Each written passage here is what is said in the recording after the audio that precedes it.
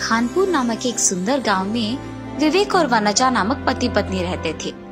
विवेक उसके दोस्त गौतम के साथ नूडल्स बना के उन्हें बेचता था। एक दिन दोनों मिलकर नूडल्स बना के बेच रहे थे।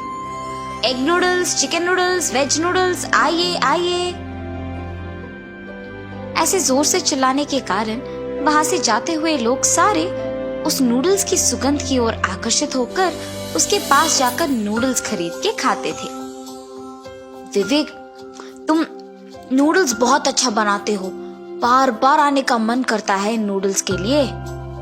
हाँ हाँ, सही कह रहे हैं आप। आपकी तरह इस गांव में तो और कोई नूडल्स ही नहीं बना सकता। ऐसे उसकी तारीफ करते हुए सभी उस गांव में उसके पास जाकर नूडल्स खाते थे और उसका व्यापार बहुत अच्छा चल रहा था। उस दिन दोनों दोस्त बहुत कमाते हैं और उन पैसों को खुशी से दोनों आधे में बांट के घर चले जाते हैं। कुछ दिनों से व्यापार बहुत अच्छा चल रहा है। अगर ऐसे ही आगे भी चलेगा तो मैं और मेरी पत्नी खुशी से जी पाएंगे। घर जाने के बाद भी सोए बिना विवेक नूडल्स बेच के आए हुए पैसों के बारे में सोचते रहता है। उसे ऐसे सोए बिना सोच में पड़े रहना उसकी बीवी देखती है। क्या हुआ जी, आप आज नूडल्स जल्दी बेचकर घर आए और बहुत खुश भी दिख रहे हैं, और अब भी कुछ सोच में पड़ गए? कुछ नहीं वनजा, आज मैं बहुत खुश हूँ, इसीलिए तुम्हें जो चाहिए वो मांगो, मैं वो जरूर दूंगा। ऐसे वो उसकी बीवी को उस दिन जो कुछ भी हुआ बताता है और नूडल्स बेच के आए हुए पैसों को उसे दिखाता है। मैं इनसे क्या पूछूं अभी, इस सोच में पड़ जाती है। वनजा, पूछे बिना क्या सोच रही हो? कुछ नहीं जी, हर रोज नूडल्स बेच के आए हुए पैसों में से मुझे 100 रुपए दीजिए। बस इतना ही? ठीक है वनजा, तुम्हारे इच्छा के मुताबिक ही दूंगा। और ऐसे वो उसके हर रोज की कमाई से उसे 100 रुपए देता था। ऐसे ही 100 रुपए देते देते बहुत साल बीत जाते हैं। एक दिन नूडल्स बनाते हुए दोनों दोस्त बात करने लगते हैं। अरे यार विवेक, हम सालों से इसी गांव में नूडल्स बना के बेच रहे हैं, इसीलिए ना हम बदले ना ही हमारी जिंदगी। अगर हम शहर जाकर यही काम करेंगे तो और पैसे कमा पाएंगे। इसीलिए मुझे लगता है कि हमें शहर जाकर दुकान लगाना होगा, है ना? नहीं गौतम, गांव को छोड़कर मुझे शहर जाना पसंद नहीं है। यहीं हमेशा की तरह नूडल्स बनाकर बेचेंगे ना हम। अगर मुझे अकेले भी जाना है तो मेरे पास कोई बचत के पैसे नहीं है। इसके साथ जाऊंगा तो निवेश के पैसे आधे में बांटकर हम दुकान लगा सकते हैं। बस यही एक चारा है मेरे पास। मुझे कुछ भी करके इसे मनाना ही होगा, वरना जिंदगी भर इसी गांव में रह जाएंगे। विवेक यार, हम बहुत साल से इसी गांव में रह रहे हैं ना, तुम्हें नहीं लगता कि हमें शहर जाकर एक बार कोशिश करना होगा? अगर लाभ नहीं हुआ तो हम वापस गांव आ जाएंगे। और मैं कभी नहीं कहूंगा कि शहर में नूडल्स का दुकान लगाएंगे। ठीक है? मंजूर है? ठीक है, अगर तुम इतना चाहते हो तो जाएंगे। ठीक है, हम कल ही निकलेंगे। ठीक है गौतम। और उस दिन दोनों नूडल्स बेचकर उनके घर वापस चले जाते हैं।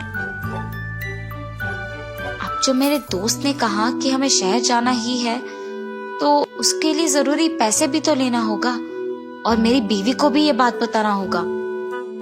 ऐसे विवेक उसके घर जाने के बाद सोए बिना उसके दोस्त की बातों के बारे में सोचते रहता है।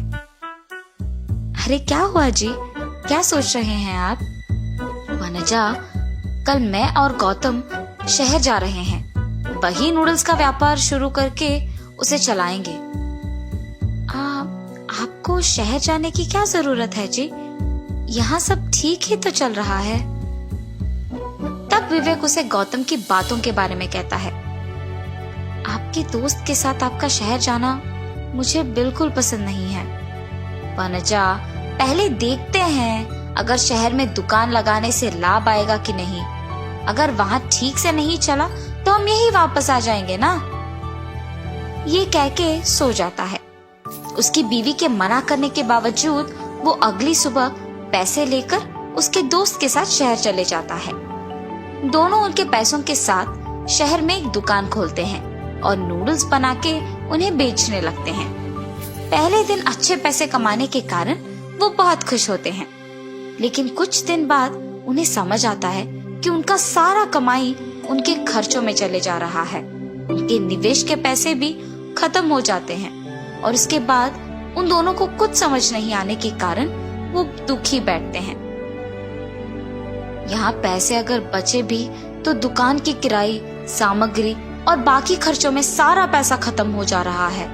अब हमारे निवेश के पैसे भी खत्म हो चुके हैं। हाँ, अब अगर हमें गांव वापस जाकर दुकान लगाना भी है तो उसके लिए भी पैसे नहीं बचे हमारे पास। हाँ विवेक, अगर उस दिन मैंने तुम्हारा बात सुना होता तो शायद आज ये दिन नहीं देखना पड़ता। चलो यहाँ से गांव वापस चले जाते हैं। ऐसे निराश होकर वो दोनों वापस गांव की ओर निकलते हैं। घर पहुंचने के बाद विवेक उसकी बीवी से नहीं बात करता है, बस चुप रहता है।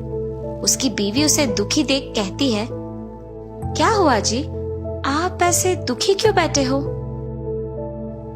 तब वो उसकी पत्नी को जो कुछ भी हुआ बताता है। अरे आप निराश मत बैठिए, हमेशा की तरह आप यहाँ नूडल्स बना के बेचिए। पर वो करने के लिए भी हमारे पास पैसे नहीं बचे। निवेश के सारे पैसे तो शहर में ही खर्च हो गए और अब हमें पता भी नहीं चल रहा है कि हम क्या करें। ये कहते हुए दुखी होता है। आपको ऐसे दुखी होने की कोई जरूरत नहीं है जी। आप हर रोज मुझे 100 रुपए देते थे ना, उन्हें मैं सालों तक बचाते आई हूँ। उन पैसों से आप और आपके दोस्त फिर से इस गांव में नूडल्स का दुकान लगा के काम कीजिए। ये कह के उन पैसों को लाकर उसके पति को देती है। उन पैसों से विवेक और उसका दोस्त गौतम गांव में फिर से नूडल्स का दुकान लगाकर हमेशा की तरह नूडल्स बना के बेचने लगते हैं। उन्हें उनकी गलती का एहसास होता है और नूडल्स बेच के आए हुए पैसों में एक भाग को भविष्य के खर्चों के लिए बचाते हैं और वो दोनों उनके बीवियों के साथ खुशी से जीते हैं। बहुत समय पहले एक गांव में नीतीश और कीर्तना नामक पति पत्नी रहते थे। वो उस गांव में नया आने के कारण उन्हें पता नहीं चल रहा था कि कौन सा काम करे। हमें इस गांव आकर बहुत दिन हो गए, लेकिन हमने अब तक कोई व्यापार नहीं शुरू किया।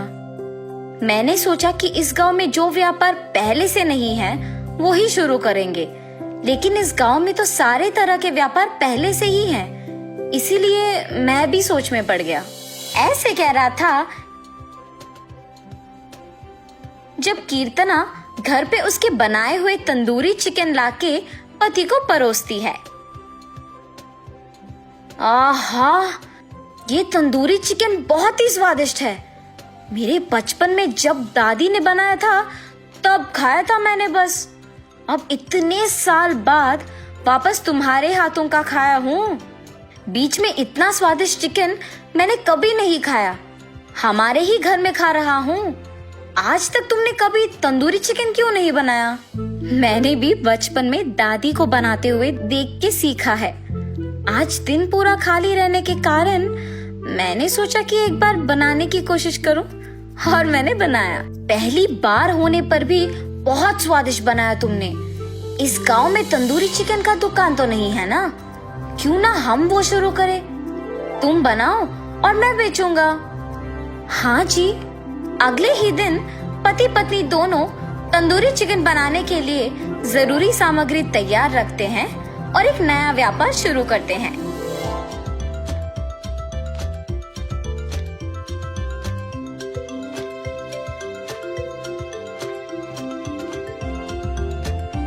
और फिर उसे जला के तंदूरी चिकन बनाती है। तंदूरी चिकन, गरम गरम तंदूरी चिकन, आइए आइए। रास्ते में जाते हुए लोग तंदूरी चिकन के सुगंध को आकर्षित होकर उस दुकान को जाते हैं। नीतीश तब सबको गर्मा गर्म ताजा तंदूरी चिकन परोसता है। आहा, कितना स्वादिष्ट है। बहुत अच्छा तैयार किया है। हाँ हाँ, बहुत स्वादिष्ट है। इस समय में भी इतना स्वादिष्ट खाना कौन बना रहा है आजकल। ये सब पड़ोसी दुकानदार राघव सुनता है। इनको देख के तो लग रहा है कि गांव को नए आके तंदूरी चिकन बेच रहे हैं। नया दुकान होने के बावजूद बहुत लोग आके खा के इनका अभिनंदन भी कर रहे हैं। लगता है कि इनका व्यापार जरूर आगे बढ़ेगा। घर पे मेरा भाई वैसे भी खाली पड़ा है, उससे ये बात बोल के मेरी बुद्धि का उपयोग करके मेरे भाई को भी इनके साथ व्यापार में साथी बनवाऊंगा, तब वो भी खुश रहेगा। ऐसे सोचकर तुरंत घर जाता है। भाई भाई। जी भैया, आ रहा हूँ।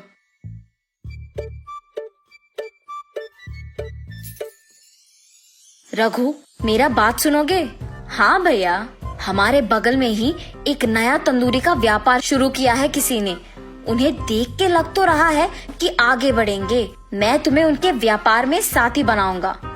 अगर वो लोग मुझे साथी नहीं बनाएंगे तो मैं हूँ ना, तुम कुछ मत सोचो। ऐसे कह के अपने भाई को उनके पास लेके जाता है। आप क्या इस गांव में नए आए हो जी? जी हाँ, क्यों पूछ रहे हो? कुछ नहीं जी, मेरे भाई ने आपके आने से पहले ही सोचा था कि वो एक तंदूरी व्यापार शुरू करेगा। इतने में आप लोग आके शुरू कर दिए। अरे रे, तो फिर अब आप इस गांव में नए आए हो ना? मेरा भाई तो बरसों से रह रहा है। इस गांव में क्या कहाँ मिलता है सब मेरे भाई को पता है। इसीलिए आप तीनों मिलके व्यापार करो, आए हुए लाभ को समान हिस्से में बांटो। तब मेरे भाई को भी मुकाबला के लिए एक और दुकान लगाने की कोई जरूरत नहीं पड़ेगी। हम इस गांव में नए आए हैं। अगर इस आदमी के भाई ने हमारे ही सामने मुकाबला करने के लिए नया दुकान लगाया तो सारे लोग उसके जान पहचान होने के कारण उसी के दुकान चले जाएंगे। पर अगर मैं उस आदमी को मेरे ही व्यापार में साथी बनाऊंगा तो कोई परेशानी नहीं होगी और व्यापार में भी लाभ आएगा।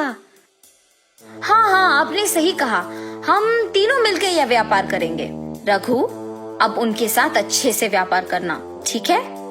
ऐसे कह के वहाँ से चले जाता है। तब से कीर्तना तंदूरी चिकन बनाती थी।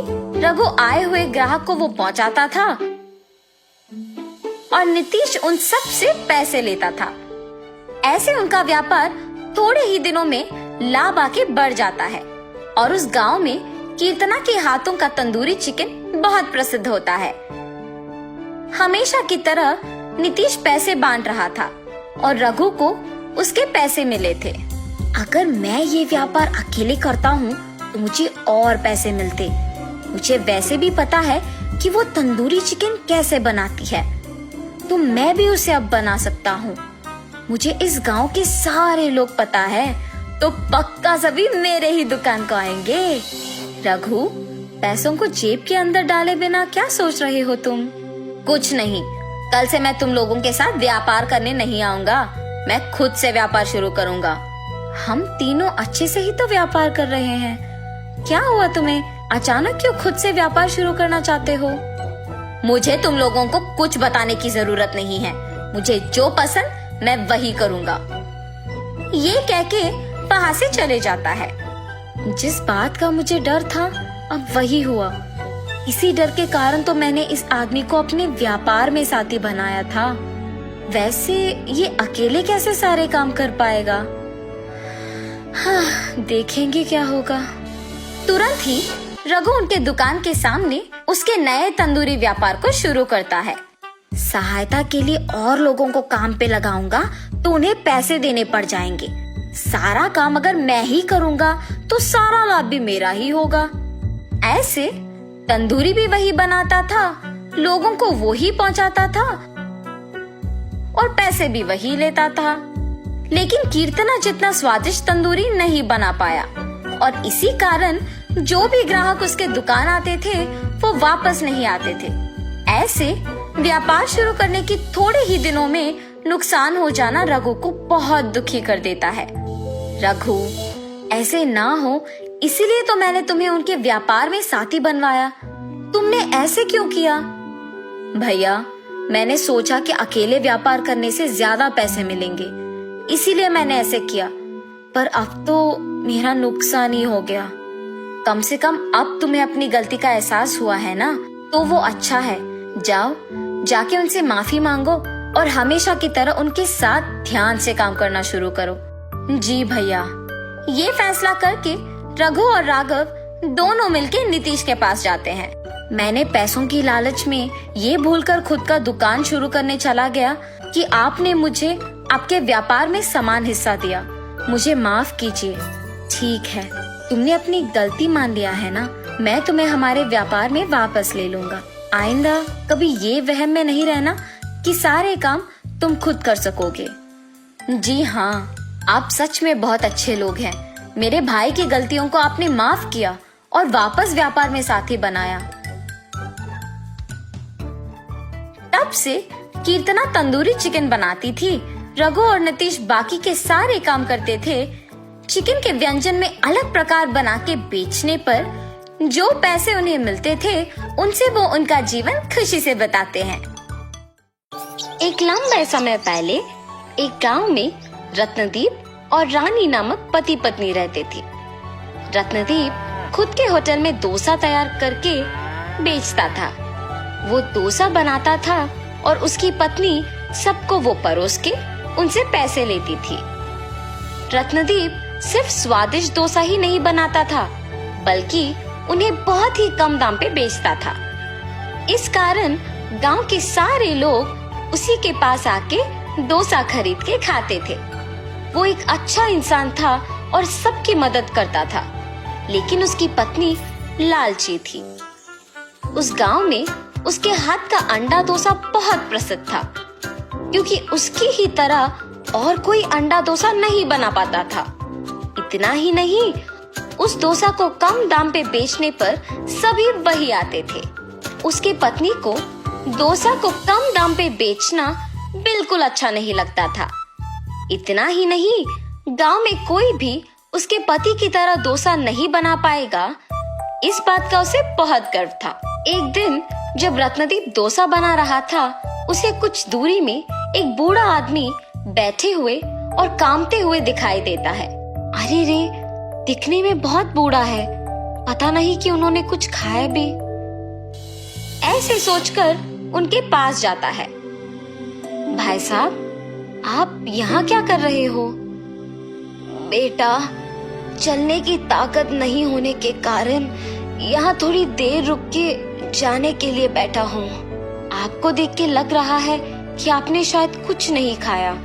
मेरे साथ आइए, बगल में ही मेरा होटल है, कुछ खा के जाइए। मगर मेरे पास पैसे नहीं है बेटा। पैसे देने की कोई जरूरत नहीं है, होटल मेरा ही है, आप बस मेरे साथ आओ। ऐसे कहके उस बूढ़े आदमी को उसके साथ अपने होटल लेके बिठाता है। वो गरम गरम डोसा बना के उसके पत्नी को उनको परोसने के लिए कहता है। उसकी पत्नी को वो करना अच्छा नहीं लगने के बावजूद उस बूढ़े आदमी को डोसा परोसती है। भूखा रहने के कारण वो बूढ़ा आदमी डोसा को जल्दी जल्दी खा लेता है। उस आदमी को ऐसे खाते हुए देख रत्नदीप उसके लिए पानी लेके आता है। मेरे भूखे पेट को तुमने भरा है, इसके बदले में मैं मेरे पास की छोटा सा तोहफा तुम्हें देना चाहता हूँ बेटा। आपको कुछ भी देने की कोई जरूरत नहीं है भाई साहब, मेरे खुशी के लिए तो स्वीकार करो बेटा। ऐसे बोल के वो बूढ़ा आदमी उनको डोसा बनाने के लिए एक तवा देके वहाँ से चला जाता है। उस आदमी के जाने के बाद उसकी पत्नी उसके पास आकर कहती है, क्यों जी, पहले तो आप सबको कम दाम में डोसा बेच रहे हैं और ऊपर से आप रास्ते में जाते हुए अनजान लोगों को बुला के उन्हें मुफ्त में खिला के भेज रहे हो। इससे क्या कोई लाभ है? ऐसे डोसा बनाने से हमारे पास कुछ नहीं बच रहा। अब हमारा इतना कठिन स्थिति भी नहीं है कि हमारे पास खाने के लिए भी कुछ नहीं है ना। जितना है उतने में दूसरों का सहायता करते हुए खुश रहना चाहिए। अपने पति के बातें सुनकर रानी गुस्से में वहां से चले जाती है। जितनी भी बार कहूँ इनसे, ये नहीं बदलेंगे। सबकी सहायता करते ही रहते हैं। अगर मैं उनको बताए बिना डोसा का दाम बढ़ाऊंगी, तभी हमारे पास कुछ तो पैसे बचेंगे। ऐसे फैसला करके अपने पति को बताए बिना दाम बढ़ाती है। आम डोसा 15 रुपए का और अंडा डोसा 25 रुपए का। ऐसे होटल को आए हुए लोगों को बोलती है, आपके होटल में स्वादिष्ट खाना बनने के अलावा कम दाम पर मिलने के कारण ही हम सब आपके पास आते हैं, मगर अब आप ऐसे दाम अचानक बढ़ाते हैं तो कैसे होगा? अरे आपको डोसा चाहिए तो खाइए, वरना नहीं। मेरे पति की तरह अगर कोई और इस गांव में स्वादिष्ट डोसा बनाता है तो उसी के पास जाके डोसा खाओ। ऐसे कठिन तरीके से कहती है। दाम बढ़ाने के बावजूद खाने के लिए सभी उसी होटल को आते हैं। कुछ दिन बाद पैसे बचते हैं और ये देख रानी बहुत खुश होती है। मेरे दाम बढ़ाने के बावजूद अगर लोग इसी होटल में खा रहे हैं तो इसका मतलब ये है कि मैं दाम और थोड़ा बढ़ा सकती हूँ। आज से अंडा डोसा 50 रुपए और आम डोसा 25 रुपए का है। ऐसे होटल को आए हुए सबको बोलती है, अरे आपके होटल के डोसा चाहे कितना भी स्वादिष्ट क्यों ना हो, ऐसे दाम बढ़ाते जाओगे तो लोग कैसे खरीद पाएंगे? अरे आपको अगर चाहिए तो इधर आके खाइए, वरना चले जाइए। ऐसे अभिमानी स्वभाव से कहने के कारण वो आदमी उसके सामने से ही दूसरे होटल को चला जाता है। उसको देख बाकी लोग भी चले जाते हैं। तब से सब उनके होटल को आना ही बंद कर देते हैं। रानी, क्या हुआ? कुछ दिनों से कोई भी होटल को नहीं आ रहा। हमारे जैसे और दूसरा कोई भी डोसा नहीं बना सकेगा, इसीलिए कभी ना कभी उन सबको लौट के आना ही पड़ेगा। मेरी पत्नी की लालच के बारे में तो मुझे पता ही है। या तो उसने होटल को आए हुए लोगों को कुछ कहा होगा, या फिर क्या मुझे बताए बिना उसने दाम बढ़ा दिया होगा। ऐसे सोच के कुछ नहीं कहता है और वहां से चला जाता है। ऐसे बहुत दिन बीतने के बाद सभी उसके होटल के बजाय उसके सामने के होटल को जाते हैं। मेरे लालची स्वभाव के वजह से ही मैंने दाम बहुत ज्यादा बढ़ा दिया और अभी सारे लोग हमारे होटल के बजाय सामने वाले होटल को जा रहे हैं। ऐसे सोचकर दुखी होती है। उसको ऐसे दुखी देख उसका पति उसके पास आकर पूछता है, कम से कम अब तो सच बोलो, लोग हमारे होटल क्यों नहीं आ रहे हैं? ऐसे पूछने पर रानी अपने पति को सब सच बता देती है। देखा तुमने, तुम्हारे लालच की वजह से हमें क्या भुगतना पड़ रहा है। कम से कम तुम्हारा स्वभाव अब बदलो और हमेशा की तरह वही दाम लगाओ, तभी हमारे पास सारे ग्राहक आ जाएंगे। आइंदा मैं ऐसे कभी नहीं करूंगी। अब सब आप ही की मर्जी। रत्नदीप अगले दिन से उसी दाम पे डोसा बना के बेचने लगता है। आम डोसा सिर्फ 10 रुपए का और अंडा डोसा सिर्फ 15 रुपए का। ऐसे जोर जोर से चिल्लाने पर उसके सारे ग्राहक सामने के होटल से उसके होटल वापस आ जाते हैं।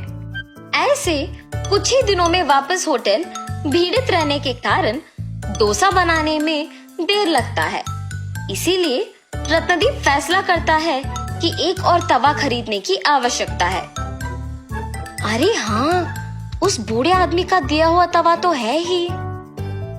ऐसे सोच के अंदर जाके उस तवे को बाहर लेके आता है।